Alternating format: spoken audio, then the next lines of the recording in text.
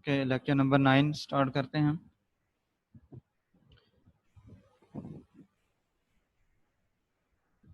के lecture number 9 में हम एक न्यू टॉपिक स्टार्ट करने जा रहे हैं।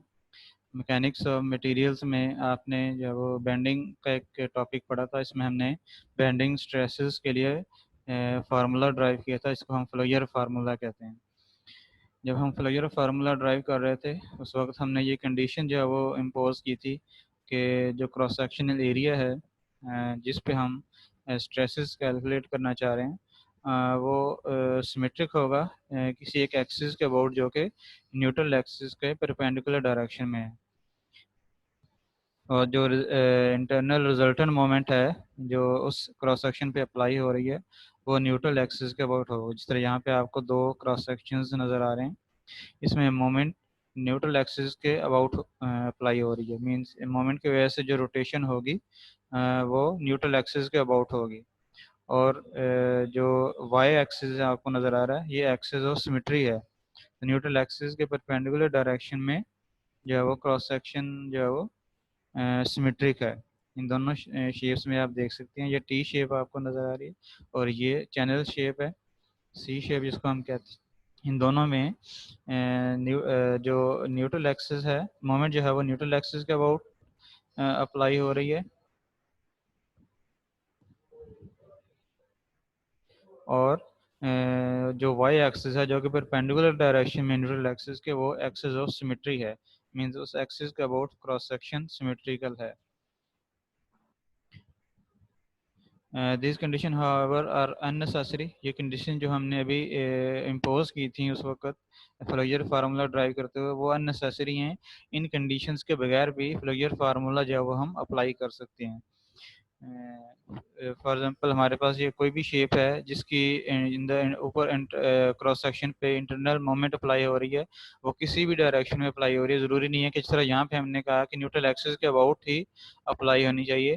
तो अगर मोमेंट न्यूट्रल एक्सिस के अलावा किसी और एक्सिस के अबाउट अप्लाई हो रही है तो हम फ्लोयर फार्मूला उस वक्त भी अप्लाई कर सकते हैं। तो अगर बेंडिंग मोमेंट न्यूट्रल एक्सिस के अलावा किसी और एक्सिस के अबाउट अप्लाई हो रही हो तो इस तरह की बेंडिंग को हम अनसिमेट्रिकल बेंडिंग कहते हैं। सिमेट्रिकल बेंडिंग और अनसिमेट्रिकल बेंडिंग में डिफरेंस यहाँ पे इन फिगर से आपको नज़र आ जाएगा।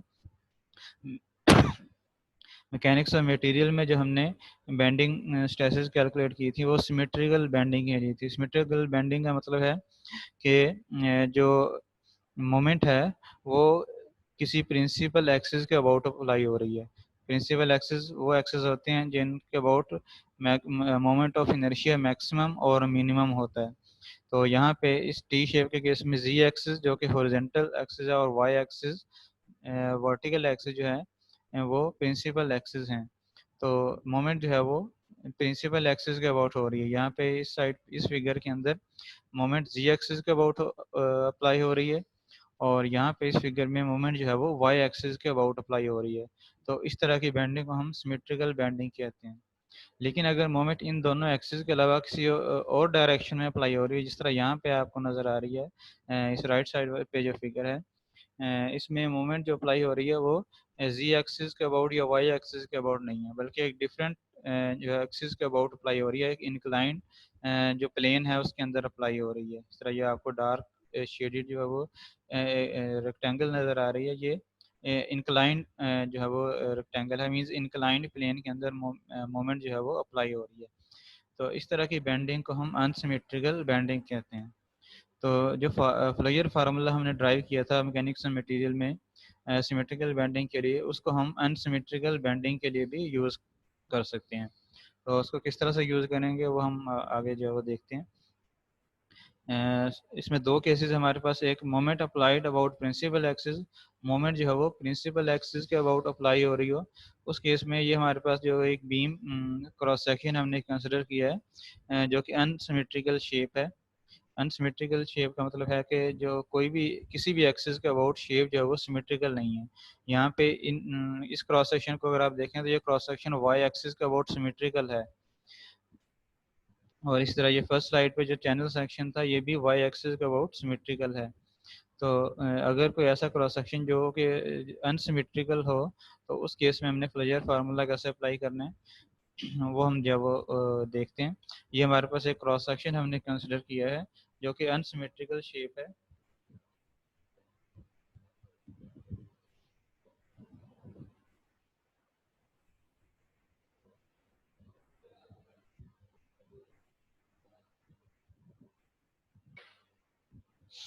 कि इसमें जो बेंडिंग मोमेंट है वो प्रिंसिपल एक्सिस के अबाउट अप्लाई हो रही है। जो जी एक्सिस यहाँ पे आपको नजर आ रहा है ये प्रिंसिपल एक्सिस है, इस एक्सिस के अबाउट मोमेंट अप्लाई हो रही है, लेकिन क्रॉस सेक्शन जो है वो सिमेट्रिकल है। इसमें किसी भी एक पॉइंट के ऊपर हमने एक डिफरेंशियल एलिमेंट कंसिडर किया है जिसका जो एरिया वो डी ए है और इसका जो डिस्टेंस फ्रॉम जी एक्सिस है वो y है और y एक्सिस से जो डिस्टेंस है वो z है। तो फ्लेक्सुरल स्ट्रेस की जो डिस्ट्रीब्यूशन होती है वो हमने मैकेनिक्स एंड मटेरियल में स्टडी की थी कि न्यूट्रल एक्सिस पे जीरो होती है। यहाँ पे जो जी एक्सिस है ये न्यूट्रल एक्सिस है। न्यूट्रल एक्सिस पे स्ट्रेस जीरो है और आउटर फाइबर्स तक जो मैक्सिमम जो लीनियरली इंक्रीज होती है मैक्सिमम वैल्यू तक। तो ये आपके पास जो है वो स्ट्रेस डिस्ट्रीब्यूशन है प्रेशर स्ट्रेसेस की। इसमें किसी भी डिस्टेंस y पे जो स्ट्रेस है वो सिग्मा है और एक्सट्रीम फाइबर्स पे जो स्ट्रेस है वो सिग्मा मैक्स है और एक्सट्रीम फाइबर्स का जो डिस्टेंस है वो c है और जो बेंडिंग मोमेंट अप्लाई हो रही है इस सेक्शन पे वो m है।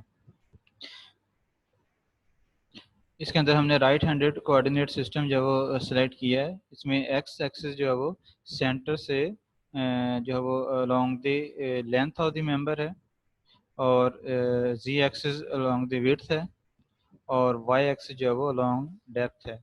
और इनका ओरिजिन जो है वो सेंट्रॉइड है क्रॉस सेक्शन का। जो क्रॉस सेक्शन हमने कंसिडर किया है जिस पे हम जो है वो स्ट्रेसेस कैलकुलेट करना चाह रहे हैं उस सेक्शन का क्रॉस सेक्शन का जो सेंट्रॉइड है वो हमारे पास ओरिजिन है इस कोऑर्डिनेट सिस्टम का। कि जो स्ट्रेस डिस्ट्रीब्यूशन है पूरे क्रॉस सेक्शन के ऊपर उसमें हमारे पास तीन कंडीशन इक्विलिब्रियम के लिए तीन कंडीशन जो हैं वो फुलफिल होनी चाहिए। फर्स्ट कंडीशन क्या है कि जो फोर्स रिजल्टेंट है वो ज़ीरो होना चाहिए।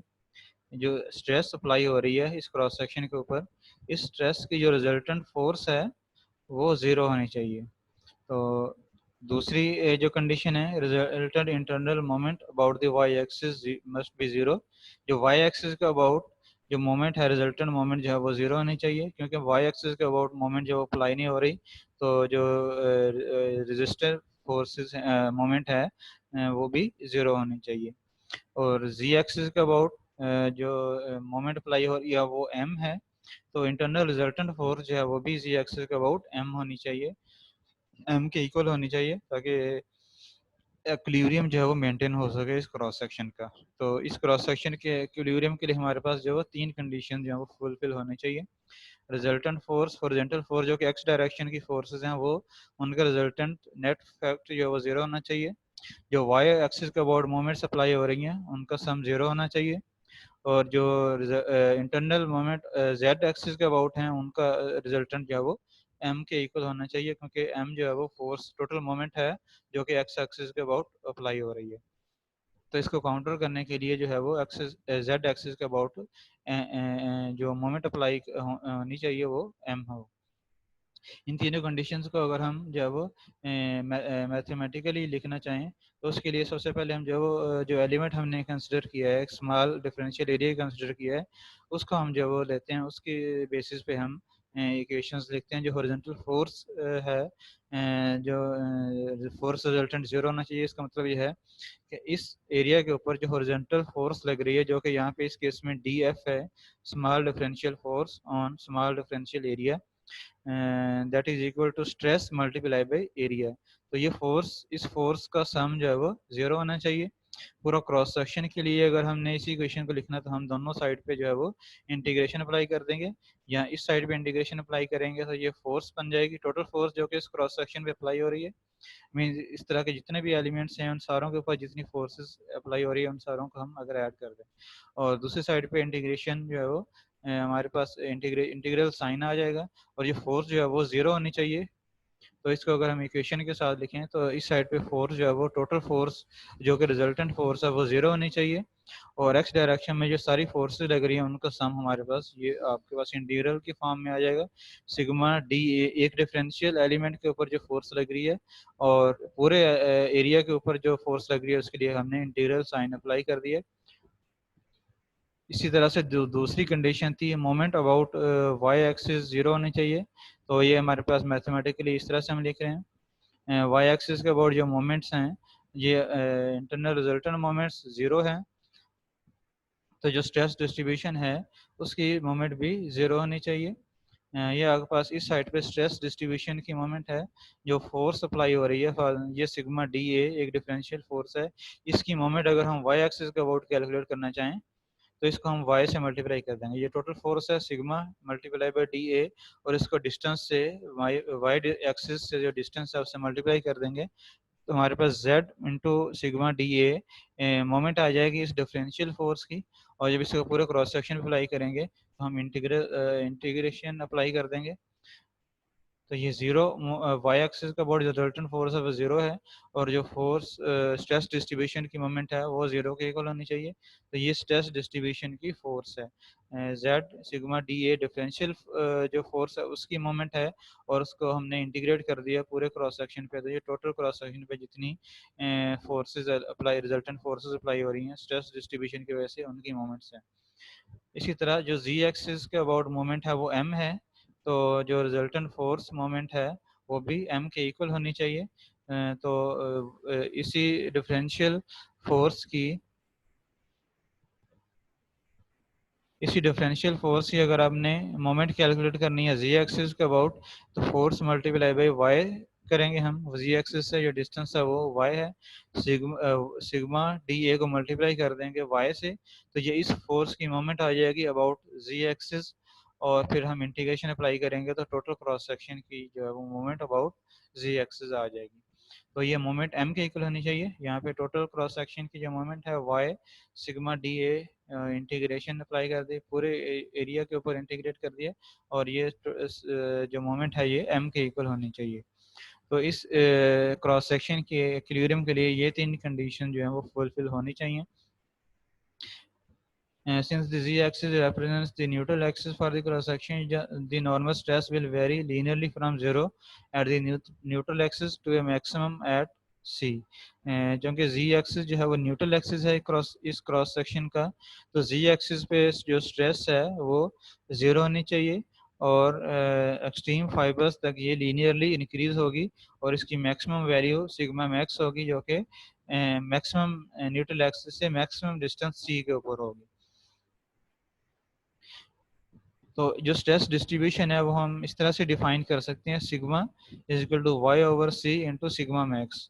तो ये इसी स्ट्रेस डिस्ट्रीब्यूशन की इक्वेशन है। बेसिकली ये एक ट्रायंगल जो डिस्ट्रीब्यूशन आपको नज़र आ रही है, इसमें किसी आर्बिट्रेरी डिस्टेंस y के ऊपर जो स्ट्रेस है वो सिग्मा है, और मैक्सिमम डिस्टेंस c के ऊपर जो स्ट्रेस है वो सिग्मा मैक्स है। तो अगर हम सिमिलर ट्रायंगल्स की रेशो लें, sigma max divided by c एक रेशो, और ये इक्वल होगी सिग्मा ओवर वाई रेशो के।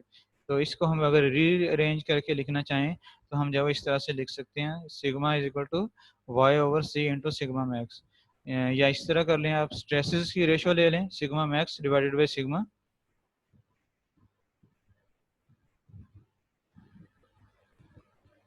और sigma max divided by sigma is equal to y c over y, maximum stress divided by stress at arbitrary point, और दूसरी side पे आप रेशियो ले लें मैक्सिमम डिस्टेंस और आर्बिट्रेरी पॉइंट का डिस्टेंस। तो ये इसको रीअरेंज करके लिखेंगे तो आपके पास जो है वो ये इक्वेशन आ जाएगी, sigma is equal to Y over C into sigma max. तो यही इक्वेशन हमने फ्रेजर फार्मूला ड्राइव करते हुए मैकेनिक्स ऑफ मटेरियल में भी ड्राइव की थी।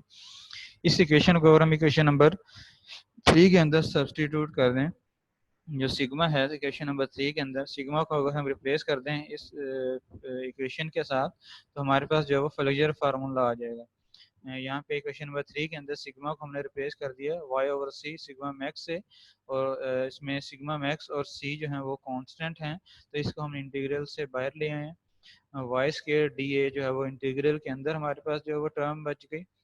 अब ये टोटल टर्म जो है वो Y square D A integration जो ये हमारे पास मोमेंट ऑफ इनर्शिया की इक्वल होती है अबाउट जो है वो perpendicular an axis perpendicular to Y. तो मीन जी एक्सिस के अबाउट जो मोमेंट ऑफ इनर्शिया होगा वो। तो मोमेंट ऑफ इनर्शिया ये इस इंटीग्रल को हमने रिप्लेस कर दिया मोमेंट ऑफ इनर्शिया के साथ। तो इसको हमने रीअरेंज करके लिखा M max equal to M C over I. तो ये हमारे पास फ्लेयर फार्मूला आ गया जो कि हमें मैक्सिमम स्ट्रेस की वैल्यू दे रहा है। तो यही हमने जो है वो मैकेनिक्स ऑफ मटेरियल में भी पढ़ा था। अगर हम इस इक्वेशन को इक्वेशन नंबर 2 के अंदर सब्सटीट्यूट करें, जो ये इक्वेशन है सिग्मा की y over c into sigma max, इसको अगर हम इक्वेशन नंबर 2 के अंदर सब्सटीट्यूट करें, इक्वेशन 2 हमारे पास ये है, इसके अंदर सिग्मा को हम रिप्लेस कर दें y over c into sigma max से, तो हमारे पास जो है वो जो इक्वेशन आएगी वो इस तरह से होगी। ज़ीरो थी साइड पे, ज़ीरो है यहाँ पे। जो सिग्मा है, सिग्मा को हमने y over c sigma max से रिप्लेस कर दिया। उसके बाद सिग्मा मैक्स और c को हम इंटीग्रल से बाहर ले आए हैं, और इंटीग्रेशन के अंदर जो इंटीग्रल जो टर्म है वो हमारे पास बच गई Y Z into D A. इसके अंदर इस इक्वेशन के अंदर जो है वो हमारे पास या तो ये टर्म जीरो होनी चाहिए, सिग्मा मैक्स ओवर सी रेशो जीरो होनी चाहिए, या ये इंटीग्रल साइन जीरो होना चाहिए। तो ये हमारे पास जो है वो इनमें से सिग्मा मैक्स ओवर सी रेशो जो वो जीरो नहीं हो सकती। तो इसका मतलब ये है कि ये इंटीग्रल साइन जो है वो जीरो के इक्वल होना चाहिए। तो ये इंटीग्रल साइन जो है वो जीरो के इक्वल है। इस इंटीग्रल के अंदर जो इंटीग्रल वाली टर्म है, इसको हम product of moment of inertia कहते हैं, या प्रोडक्ट ऑफ इनर्शिया या product of moment of inertia for the area.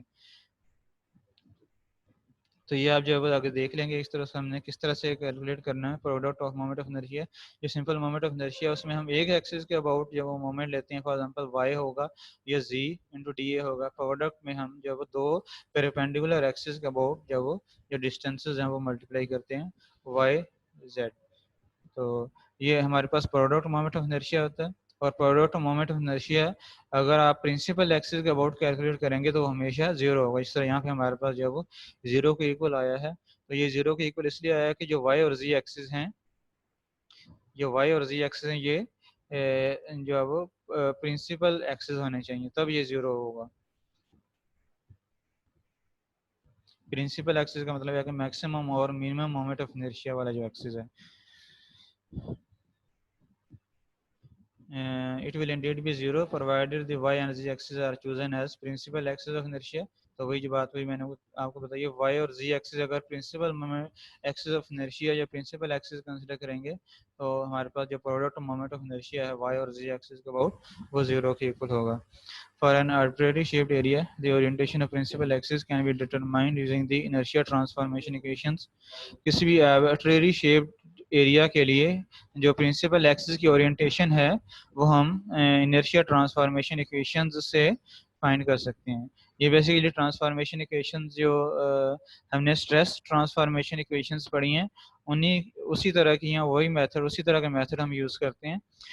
किसी एक जो आपके पास ओरिएंटेशन पे जो एक्सिस हैं, फॉर एग्जांपल वर्टिकल और हॉरिजॉन्टल एक्सिस, अगर आप उस उन एक्सिस के अबाउट मोमेंट ऑफ इनर्शिया की वैल्यू पता है तो आप किसी दूसरे एक्सिस के अबाउट मोमेंट ऑफ इनर्शिया जो है वो फाइंड कर सकते हैं। और रोटेशन के साथ अगर आप उन एक्सिस को किसी एंगल से रोटेट कर दें तो न्यू एक्सिस के अबाउट अगर आपने मोमेंट ऑफ इनर्शिया फाइंड करना है, तो जो पहले रेफरेंस एक्सिस थे जो हम हॉरिजॉन्टल और वर्टिकल एक्सिस लेते हैं, उनको हम जो वो ट्रांसफॉर्म कर सकते हैं किसी दूसरे एक्सिस पे, जिस तरह से हम स्ट्रेस को एक स्टेट ऑफ स्ट्रेस को किसी दूसरी ओरिएंटेशन पे ट्रांसफॉर्म करते थे।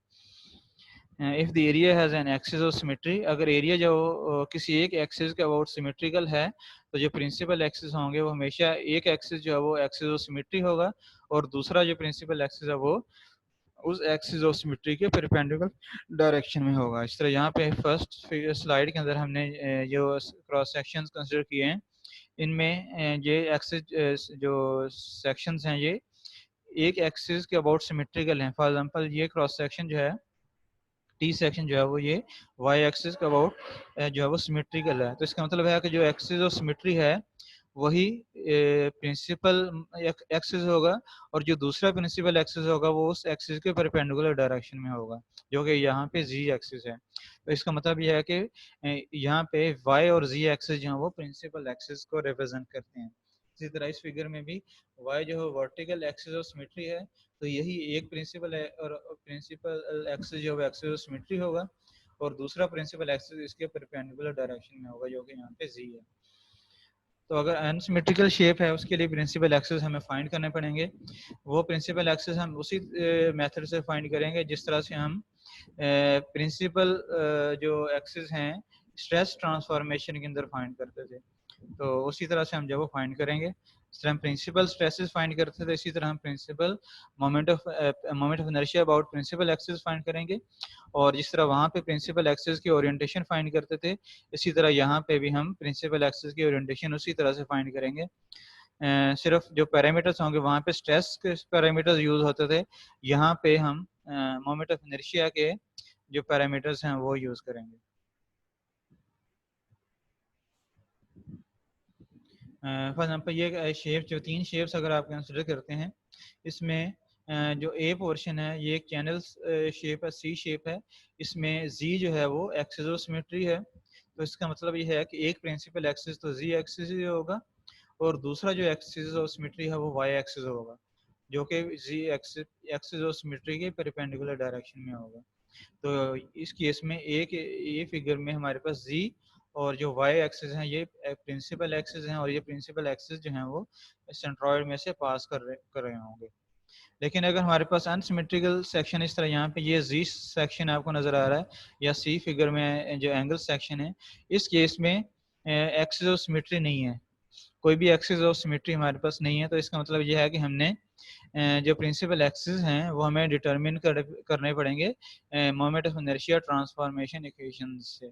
उसके लिए हम वर्टिकल और हॉरिजॉन्टल एक्सिस के about moment of inertia calculate कर लेंगे, उनको हम फिर ट्रांसफॉर्म करेंगे दूसरे प्रिंसिपल एक्सिस के अबाउट, और प्रिंसिपल एक्सिस की ओरिएंटेशन फाइंड करने के लिए हम जिस तरह से प्रिंसिपल एक्सिस हम फाइंड करते थे स्ट्रेस के फॉर्म में, उसी तरह से हम यहाँ पे मोमेंट ऑफ इनर्शिया की फॉर्म में प्रिंसिपल एक्सिस फाइंड करेंगे।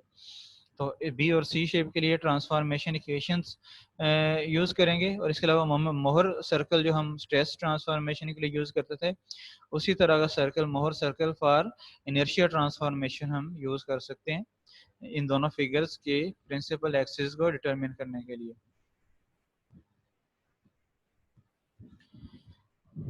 तो ये यहाँ पे जो है वो यही चीज़ें जो मेंशन है, ए फिगर के अंदर प्रिंसिपल एक्सिस हम सिमेट्री से लोकेट करेंगे, एक एक्सिस जो है वो सिमेट्रिकल एक्सिस होगा, दूसरा उसके परपेंडिकुलर डायरेक्शन में होगा। जबकि बी और सी केस की में जो प्रिंसिपल एक्सिस की ओरिएंटेशन है वाई और जी एक्सिस की, ये हम फाइंड करेंगे मेथड ऑफ इनर्शिया ट्रांसफॉर्मेशन से या मोर सर्कल ऑफ इनर्शिया से, और ये मेथड सिमिलर है जो स्ट्रेस ट्रांसफॉर्मेशन का मेथड था, बिल्कुल उसी तरह से जो है वो वही फार्मूले हैं, सिर्फ स्ट्रेस की जगह हम मोमेंट ऑफ इनर्शिया जो वो यूज़ करेंगे। फॉर एग्जांपल सिग्मा एक्स की जगह हम आई एक्स यूज़ करेंगे, सिग्मा वाई की जगह पे हम आई वाई यूज़ करेंगे, और टॉ एक्स वाई की जगह पे हम आई एक्स वाई जो कि प्रोडक्ट मोमेंट ऑफ इनर्शिया होगा वो यूज़ करेंगे। Since m is applied about one of the principal axis, the stress distribution is determined from the Fourier formula। Case में जो stresses हैं इन तीनों केसेस में वो हमने प्रिंसिपल एक्सिस के अबाउट अप्लाई की हैं, ठीक है। तो हम जो स्ट्रेस डिस्ट्रीब्यूशन है जो कि यहाँ पे आपको नज़र आ रही है, ये फ्लेक्सुरल फार्मूला से हम ड्राइव कर सकते हैं, वो भी फ्लेक्सुरल फार्मूला वाली जो स्ट्रेस डिस्ट्रीब्यूशन है वही यूज़ होगी न्यूट्रल एक्सिस पे, जो कि जी एक्सिस है यहाँ पे इन तीनों फिगर्स में, वहाँ पे स्ट्रेस डिस्ट्रीब्यूशन 0 है, और स्ट्रेस 0 है, और एक्सट्रीम फाइबर्स तक स्ट्रेस जो है लीनियरली इंक्रीज हो रही है। उसके बाद सेकेंड जो केस है moment applied about an arbitrary axis. Previous जो केस हमने स्टडी किया उसमें मोमेंट हमने प्रिंसिपल एक्सिस के अबाउट अप्लाई किया, इस तरह यहाँ पे आपको तीन फिगर्स के अंदर जो मोमेंट है वो प्रिंसिपल एक्सिस में से किसी एक एक्सिस के अबाउट ही अप्लाई हो रही है। अगर सेकंड केस है, अगर मोमेंट हम किसी आर्बिट्ररी एक्सिस के अबाउट अप्लाई हो रही हो, उस केस में हमने किस तरह से सॉल्व करना है। Sometimes a member may be loaded such that M does not act about one of the principal axis of the cross section. तो कुछ केसेस में मोमेंट जो है वो प्रिंसिपल एक्सिस के अलावा किसी और एक्सिस के अबाउट अप्लाई हो रही होती है, किसी आर्बिट्रेरी एक्सिस के अबाउट अप्लाई हो रही होती है। When this occurs the moment should first be resolved into components directed along the principal axis। तो इस केस में जब इस तरह का केस होगा तो हम जो मोमेंट अप्लाई हो रही होगी उसको हम कंपोनेंट्स में रिजॉल्व करेंगे, वो कंपोनेंट्स जो कि प्रिंसिपल एक्सिस के अबाउट अप्लाई हो रहे होंगे। तो फिर हम उन दोनों कंपोनेंट्स की जो स्ट्रेसेस है वो सेपरेटली कैलकुलेट करके उनको अलजेब्रिकली ऐड कर लेंगे प्रिंसिपल ऑफ सुपरपोजिशन को यूज करते हुए। हर कंपोनेंट के लिए हम स्ट्रेस, नॉर्मल स्ट्रेस जो फ्रीजर स्ट्रेस डिस्ट्रीब्यूशन है वो कैलकुलेट करेंगे और फिर दोनों कंपोनेंट्स की जो स्ट्रेसेस हैं उनको ऐड कर देंगे। इस तरह यहाँ पे हमारे पास एक क्रॉस सेक्शन हमने कंसिडर किया है जिसके जो प्रिंसिपल एक्सिस है वो जी एक्सिस है हॉरिजॉन्टल एक्सिस और वाई एक्सिस वर्टिकल एक्सिस है, और जो एक्सिस लॉन्गिट्यूडनल डायरेक्शन में है वो एक्स एक्सिस है। इसमें जो मोमेंट अप्लाई हो रही है वो जी एक्सिस या Y axis means principal axis के अबाउट अप्लाई नहीं हो रही, बल्कि किसी आर्बिट्रेरी एक्सिस के अबाउट अप्लाई हो रही है जिसका जो एंगल है वो जी एक्सिस से वो थीटा है। तो इस तरह के केस में हम क्या करेंगे, थीटा को पॉजिटिव एज्यूम करेंगे अगर ये पॉजिटिव जी एक्सिस से पॉजिटिव वाई एक्सिस की तरफ जो है वो डायरेक्टेड है। सर यहाँ पे जो थीटा है वो पॉजिटिव जी एक्सिस से पॉजिटिव वाई एक्सिस की तरफ डायरेक्टेड है, तो इस थीटा को हम जो है वो पॉजिटिव कंसिडर करेंगे और हम मोमेंट के जो कंपोनेंट्स अबाउट जी एक्सिस और वाई एक्सिस कैलकुलेट करेंगे। जिस तरह से आप फोर्स को कंपोनेंट्स में रिजॉल्व करते हैं इसी तरह मोमेंट को हम जो वो कंपोनेंट्स में रिजॉल्व करेंगे, एक कंपोनेंट जी एक्सिस के अबाउट और दूसरा कंपोनेंट वाई एक्सिस के अबाउट। तो एम को अगर हमने कंपोनेंट्स में रिजॉल्व करना है जी एक्सिस और वाई एक्सिस के अबाउट, तो एम जी जो है हमारे पास जो है वो जिस तरह फोर्स कंपोनेंट आप कैलकुलेट करते हैं एफ साइन कॉस थीटा, इसी तरह यहाँ पे एम जी जो के जी कंपोनेंट है मोमेंट का वो एम कॉस थीटा के इक्वल होगा। इस राइट एंगल ट्राइंगल पर आप कंसिडर करते हैं तो परपेंडिकुलर जो बेस है वो कॉस थीटा के इक्वल होगा एम कॉस थीटा, और जो परपेंडिकुलर है जो कि वाई एक्सिस का अबाउट मोमेंट कंपोनेंट है एम वाई जिसको हम रिप्रेजेंट कर रहे हैं वो एम साइन थीटा के इक्वल है। तो ये बिल्कुल उसी तरह से हम रिजॉल्व करते हैं जिस तरह से फोर्स को रिजॉल्व करेंगे। तो हम सेपरेटली जब वो स्ट्रेसेस कैलकुलेट करेंगे यहाँ पे एम जी की वजह से जो स्ट्रेसेस हैं वो कैलकुलेट करेंगे, और यहाँ पे हम एम वाई की वजह से जो स्ट्रेसेस प्रोड्यूस हो रही हैं इस क्रॉस सेक्शन पे वो कैलकुलेट करेंगे और फिर उनको हम अलजेब्रिकली ऐड कर देंगे। मीन जो साइन कन्वेंशन में एज्यूम की हुई है उसमें जो साइन आ रहा है उसको साथ कंसिडर करके हम जो है वो ऐड कर देंगे। जो नॉर्मल स्ट्रेस डिस्ट्रीब्यूशन होगी जो एम मोमेंट की वजह से अप्लाई हो रही होगी वो यहाँ पे हम देख सकते हैं। सबसे पहले जी एम जी और एम वाई की स्ट्रेस डिस्ट्रीब्यूशन है। जी की वजह से स्ट्रेस डिस्ट्रीब्यूशन इस तरह से होगी, न्यूट्रल एक्सिस पे जीरो होगी और एक्सट्रीम फाइबर्स तक ये लीनियरली इंक्रीज होगी। एक साइड पे टेंसाइल है दूसरी साइड पे कंप्रेसिव है। अगर पॉजिटिव मोमेंट है जिस तरह ये पॉजिटिव मोमेंट है मीन बॉटम पे टेंशन है होगी और टॉप पे कंप्रेशन होगी, तो इस केस में बॉटम पे ये टेंशन टेंसाइल स्ट्रेसेस हैं और टॉप पे कंप्रेसिव स्ट्रेसेस हैं, जबकि जो वाई कंपोनेंट है जो कि वर्टिकल एक्सिस के अबाउट अप्लाई हो रहा है उसकी जो स्ट्रेस डिस्ट्रीब्यूशन है वो इस तरह से होगी। वाई जो है वो न्यूट्रल एक्सिस होगा, न्यूट्रल एक्सिस से एक साइड पे जो है वो जो कंप्रेसिव स्ट्रेसेस होंगी और दूसरी साइड पे टेंसाइल स्ट्रेसेस होंगी, और ये डिस्ट्रीब्यूशन जो है वो एक्सट्रीम फाइबर्स तक जो वो लीनियरली इंक्रीज होगी, एक्सट्रीम फाइबर्स पे ये मैक्सिमम होगी। तो यहाँ पे जो हमारे पास मैक्सिमम स्ट्रेस है जो कि एम जी की वजह से वो सिग्मा एक्स मैक्स है टॉप पे और बॉटम पे, टेंसाइल टॉप पे कंप्रेसिव है और बॉटम पे टेंसाइल है। इसी तरह यहाँ पे एम वाई जो मोमेंट कंपोनेंट है उसकी वजह से जो स्ट्रेसेस हैं जो मैक्सिमम स्ट्रेसेस हैं उनको हमने एम एक्स जो एम एक्स प्राइम मैक्स से रिप्रेजेंट कर रहे हैं। तो हम इन स्ट्रेसेस को अलजेब्रिकली ऐड करके रिजल्टेंट जो स्ट्रेस डिस्ट्रीब्यूशन है जो कि यहाँ पे इस फिगर में आपको नजर आ रही है वो कैलकुलेट कर सकते हैं। यहाँ पे इस कॉर्नर पे जो स्ट्रेस है वो यहाँ पे अगर देखें तो ये मैक्सिमम सिग्मा एक्स मैक्स है मैक्सिमम कंप्रेसिव स्ट्रेस, और यहाँ पे सिग्मा एक्स प्राइम मैक्स है मैक्सिमम टेंसाइल स्ट्रेस। तो ये एक दूसरे में ऐड हो जाएंगी, ये आपके पास sigma x max minus sigma x prime max आ जाएगी।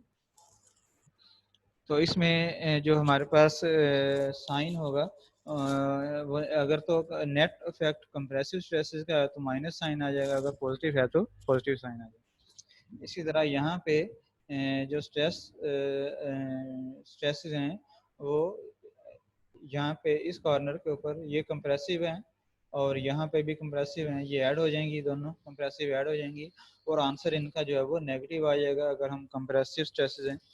और यहाँ पे इसी तरह इस कॉर्नर के ऊपर जो बॉटम लेफ्ट कॉर्नर है उस पे यहाँ पे स्ट्रेस जो है वो सिग्मा मैक्स है जो कि टेंसाइल है और यहाँ पे भी टेंसाइल है, तो ये टेंसाइल स्ट्रेसेस में ऐड हो गए जो है वो यहाँ पे आ जाएंगी।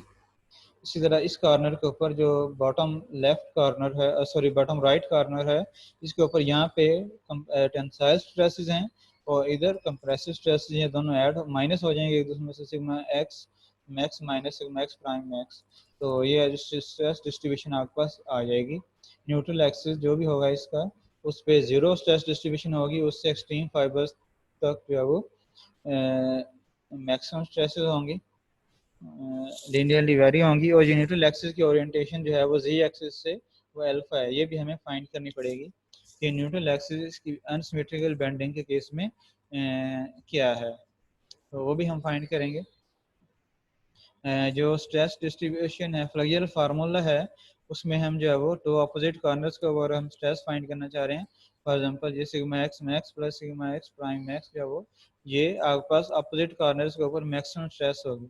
यहाँ पे दोनों कंपोनेंट्स ऐड हो रहे हैं, मीन्स कंप्रेसिव कंप्रेसिव है और यहाँ पे टेंसाइल टेंसाइल है, दोनों ऐड होंगे तो मैक्सिमम स्ट्रेस जो है इन कॉर्नर्स के ऊपर होगी। बाकी जो दो कॉर्नर्स हैं ये वाला कॉर्नर टॉप लेफ्ट कॉर्नर और बॉटम राइट कॉर्नर, इनके ऊपर स्ट्रेसेस के जो कंपोनेंट्स हैं वो अपोजिट डायरेक्शन में हैं तो ये माइनस होके माइनस हो जाएंगे और इन कॉर्नर्स के ऊपर जो स्ट्रेस कंपोनेंट्स है वो दोनों एक ही डायरेक्शन में हैं तो वो ऐड हो जाएंगे, तो मैक्सिमम स्ट्रेस जो वो इन दो कॉर्नर्स के ऊपर जो होगी। और अगर हम किसी भी आर्बिट्रेरी पॉइंट के ऊपर स्ट्रेसेस फाइंड करना चाह रहे हैं तो उसके लिए फ्लेक्सुरल फार्मूला दोनों केसेस में जो है वो फ्लेक्सुरल स्ट्रेसेस को ऐड करेंगे। यहाँ पे आप किसी भी आर्बिट्रेरी पॉइंट के ऊपर स्ट्रेस फाइंड करना चाह रहे हैं तो ये जो है वो आप फ्लेक्सुरल फार्मूला जो है वो दोनों टर्म्स दो टर्म्स ऐड होगी, एम जी की वजह से जो स्ट्रेसेस हैं और एम वाई की वजह से स्ट्रेसेस हैं, दोनों जो हमने ऐड कर दी हैं। इसमें एम जी जो है वो मोमेंट कंपोनेंट अबाउट जी है और वाई जो है वो जी एक्सिस से जो डिस्टेंस है जी पॉइंट तक का वो वाई है हमारे पास, और जो आई जेड है वो moment of inertia about Z axis है। इसी तरह यहाँ पे दूसरी टर्म में एम वाई के लिए है, एम वाई की वजह से जो स्ट्रेसेस हैं उसमें मोमेंट हमारे पास एम वाई के इक्वल है, जी जो है वो डिस्टेंस है वाई एक्सिस से पॉइंट तक का डिस्टेंस और आई वाई जो है वो moment of inertia about Y axis है। तो इस तरह से आप किसी भी आर्बिट्रेरी पॉइंट के लिए अगर आप स्ट्रेस फाइंड करना चाह रहे हैं तो ये हमारे पास जो है वो फार्मूला फ्लेक्सुरल फार्मूला जो है वो अनसिमेट्रिकल बेंडिंग के लिए जो इस तरह से होगा। तो इनमें आप स्ट्रेस वैल्यूज पुट करके स्ट्रेसेस फाइंड कर सकते हैं अनसिमेट्रिकल बेंडिंग के केस में। इसमें sigma normal stress eight point किसी भी पॉइंट के ऊपर वाई जी जो हम कोऑर्डिनेट्स हैं उस पॉइंट के measured from X Y Z axis having the origin at the centroid of the cross sectional area and forming a right handed coordinate system। तो एक्स वाई जी जो है वो एक्सिस जो है वो हमने right handed coordinate system select किया है, उसके अंदर जो सेंट्रॉइड है क्रॉस सेक्शन का वो ओरिजिन है और जो वाई एक्सिस है वो अपवर्ड पॉजिटिव होगा, एक्स जी एक्सिस जो वो लेफ्ट जो है वो पॉजिटिव होगा और एक्स एक्सिस जो है वो अलोंग द लेंथ जो पॉजिटिव, मीन जो राइट हैंडेड है राइट साइड पे सारी एक्सिस जो पॉजिटिव हैं और अपोजिट साइड पे ये नेगेटिव होंगे।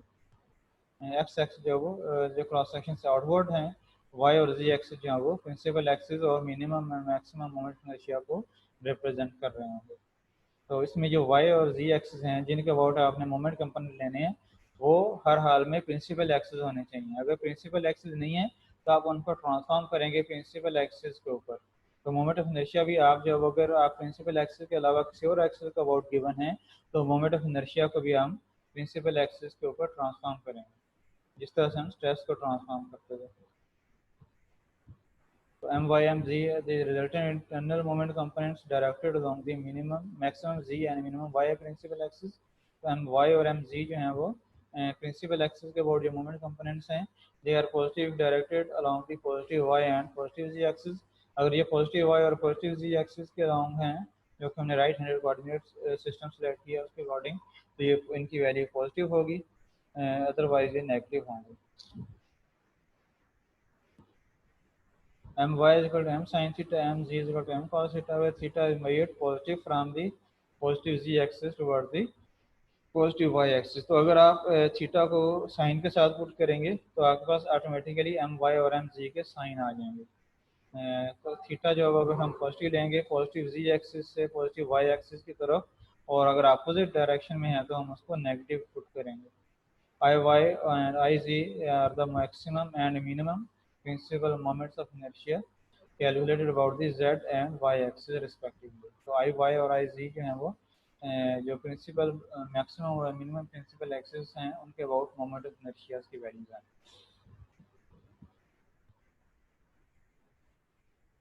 तो चूँकि हम एक्स वाई और जी राइट हैंडेड कोऑर्डिनेट सिस्टम है, इसके अंदर जो स्ट्रेसेस आप जब कैलकुलेट कर रहे होंगे तो जो मोमेंट कंपोनेंट्स हैं उनके साइन जो है वो आपने साफ पुट करने हैं। फॉर एग्जाम्पल यहाँ पे एम जी की वैल्यू अगर नेगेटिव में है तो यहाँ पे नेगेटिव के साथ पुट करेंगे, इसी तरह हम वाई की वैल्यू अगर नेगेटिव में है तो नेगेटिव के साथ पुट करेंगे, ताकि हमारे पास, क्योंकि जो अलजेब्रिकली हमने इक्वेशन जो है वो फॉर्मुलेट की है, तो इसमें साइन के साथ वैल्यूज को पुट करेंगे तो हमारे पास जो वो करेक्ट रिजल्ट आएगा। अगर आंसर नेगेटिव में आएगा तो इसका मतलब स्ट्रेस जो है वो कंप्रेसिव है, और अगर आंसर पॉजिटिव आएगा तो इसका मतलब है कि स्ट्रेस जो है वो टेंसाइल है।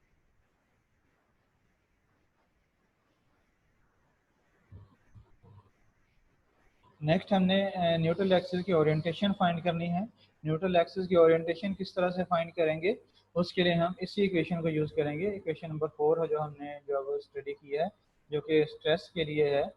इसको किस तरह से यूज़ करेंगे, न्यूट्रल एक्सिस पे हमें पता है कि स्ट्रेस जो है वो ज़ीरो होती है, तो यहाँ पे न्यूट्रल एक्सिस के लिए हम स्ट्रेस को ज़ीरो के इक्वल रख के जो वो एक इक्वेशन जो है फाइंड कर लेते हैं। हमने ज़ीरो के इक्वल पुट किया है, जो इक्वेशन नंबर 4 थी, उसमें से हमने y की वैल्यू जो वो कैलकुलेट कर ली, कि हमारे पास y की इक्वेशन आ जाएगी जब हमने स्ट्रेस को ज़ीरो के इक्वल रखेंगे। इसमें M Z is equal to M cos theta and M Y is equal to M sine theta है। एम वाई और एम जी को हम जो वो एम कॉस थीटा और एम साइन थीटा पुट करेंगे तो एम जो वो कैंसिल हो जाएगा, और sine theta divided by cos theta tan theta के इक्वल हो जाएगा। बाकी आई वाई और आई वाई और जी जो है वो हमारे पास एज इट इज आ जाएंगे। तो ये हमारे पास जो y की इक्वेशन है जो कि न्यूट्रल एक्सिस को डिफाइन करती है, ये equation y is equal to I Z over I Y tan theta into Z. Theta जो है वो इसके अंदर जो मोमेंट है, मोमेंट का जो एक्सिस है उसका एंगल है from positive Z axis. Positive Z axis से मोमेंट की जो डायरेक्शन है उसका एंगल जो है वो हमारे पास थीटा है। इसके अंदर y जी को अगर हम यहाँ पे y के साथ डिवाइड कर दें तो हमारे पास y ओवर जी जो है वो स्लोप बन जाएगी जो न्यूट्रल एक्सिस की लाइन है। जो न्यूट्रल एक्सिस है, न्यूट्रल एक्सिस की जो स्लोप है वो y vertical axis vertical component divided by horizontal component z है। तो y ओवर z जो वो vertical component divided by horizontal component जो होता है उसको हम स्लोप कहते हैं। तो हम यहाँ पे उसको टेन ऑफ अल्फा के इक्वल भी देख सकते हैं। अगर ये एंगल z एक्सिस से मीन हॉरिजॉन्टल एक्सिस से जो न्यूट्रल एक्सिस का एंगल है वो अल्फा है, तो tan of alpha will be equal to y ओवर z। किसी भी पॉइंट के ऊपर y और जो z कोऑर्डिनेट है उसकी रेशियो जो है वो हमारे पास टेन ऑफ अल्फा के इक्वल होगी, perpendicular over base. Ten of alpha equal perpendicular over base. Perpendicular हमारे पास y है और बेस हमारे पास z है, तो y ओवर z को हम लिख सकते हैं टेन ऑफ अल्फा। यहाँ से इस इक्वेशन से हमारे पास जो है वो अल्फा की वैल्यू आ जाएगी। तो जब अल्फा की वैल्यू आ जाएगी इसका मतलब ये है कि हमने न्यूट्रल एक्सिस को लोकेट कर लिया है। न्यूट्रल एक्सिस का जी एक्सिस से एंगल भी आ जाएगा और एक पॉइंट आपके पास आ जाएगा जो कि सेंट्रॉइड होगा। तो किसी भी लाइन की जो ओरिएंटेशन है, लोकेशन है, वो आप दो तरह से फाइंड कर सकते हैं। या तो दो कोऑर्डिनेट्स, दो पॉइंट्स आप फाइंड कर लें, एक लाइन के ऊपर दो पॉइंट्स अगर आप फाइंड कर लेते हैं तो इसका मतलब है कि उस लाइन की ओरिएंटेशन आपने फाइंड कर लिया। या दूसरा मेथड है कि आप उसका एक एंगल किसी भी रेफरेंस एक्सिस से फाइंड कर लेते हैं और एक पॉइंट आप फाइंड कर लेते हैं। तो अगर आप y फाइंड करते हैं या z फाइंड करते हैं ये आपके पास आपके पास जो पॉइंट्स आ जाएंगे, आप इस तरह से भी फाइंड कर सकते हैं। y और z जो है वो पॉइंट्स फाइंड कर लें, दो कोऑर्डिनेट्स फाइंड कर लें दो पॉइंट्स के, तो वो दोनों पॉइंट्स जो हैं वो न्यूट्रल एक्सिस की ओरिएंटेशन को डिफाइन कर रहे होंगे। उनमें से एक पॉइंट हर हाल में जो न्यू सेंट्रॉइड है जिस पे प्रिंसिपल एक्सिस क्रॉस कर रहे हैं वो पॉइंट होगा। तो एक पॉइंट हमें ऑलरेडी नॉन होता है जो कि प्रिंसिपल एक्सिस का जो जहाँ पे क्रॉस कर रहे हैं वो पॉइंट होता है। दूसरा पॉइंट हमने फाइंड करना होता है। दूसरे पॉइंट के y और z कोऑर्डिनेट्स आप इस इक्वेशन से फाइंड कर सकते हैं, या दूसरे पॉइंट के कोऑर्डिनेट फाइंड करने के बजाय हम ये एंगल अल्फा फाइंड कर सकते हैं इस इक्वेशन से। तो दोनों तरह से आपके पास जब ओरिएंटेशन आ जाएगी न्यूट्रल एक्सिस की। तो ये आपके पास जो ओरिएंटेशन है न्यूट्रल एक्सिस की, इस केस में आई वाई और आई जी अगर इक्वल हों, मीन्स दोनों प्रिंसिपल जो मोमेंट्स ऑफ इनर्शिया हैं वो इक्वल हों, तब अल्फा जो है वो थीटा की इक्वल हो जाएगा। मीन्स जो बेंडिंग मोमेंट की ओरिएंटेशन है और जो न्यूट्रल एक्सिस की ओरिएंटेशन है वो सेम हो जाएगी। लेकिन अगर आई जी और आई वाई की वैल्यूज डिफरेंट हैं तो ये अल्फा और थीटा की वैल्यूज जो है वो हमेशा डिफरेंट होंगी। मीन्स जो न्यूट्रल एक्सिस की ओरिएंटेशन और जो बेंडिंग मोमेंट की ओरिएंटेशन है वो डिफरेंट होगी। कि इस लेक्चर में कोई क्वेश्चन है आप लोगों का किसी जगह पे समझ नहीं आई तो पूछ लें, उसके बाद हम नेक्स्ट लेक्चर जो है वो स्टार्ट करेंगे। ये इसमें कोई क्वेश्चन है तो पूछ लें।